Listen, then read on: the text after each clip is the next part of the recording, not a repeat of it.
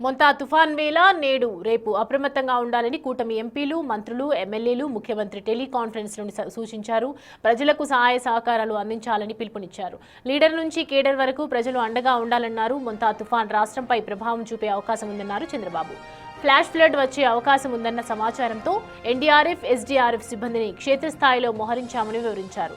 సముద్రంలో వేటకు వెళ్లిన మత్స్యకారులను వెనక్కి రప్పించామని, వారితోనూ ఎన్డీఏ శ్రేణులు సమన్వయంతో ఉండాలని, ప్రతి గంటకు బులెటిన్ కూడా విడుదల చేస్తామని చెప్పారు.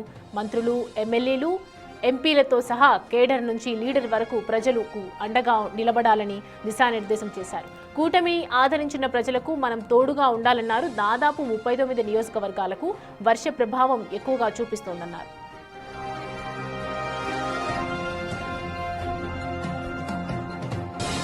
తుఫాను ప్రభావిత ప్రాంతాలకు చెందిన మంత్రులు, ఎమ్మెల్యేలు, ఎంపీలు, నాయకులు, కార్యకర్తలంతా ప్రజలకు అందుబాటులో ఉండాలన్నారు ముఖ్యమంత్రి.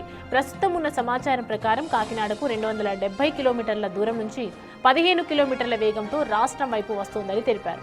ఈ రోజు రాత్రికి తీవ్ర తుఫాన్గా మారి మచిలీపట్నం, కళింగపట్నం మధ్య తీరం దాటుతుందన్నారు.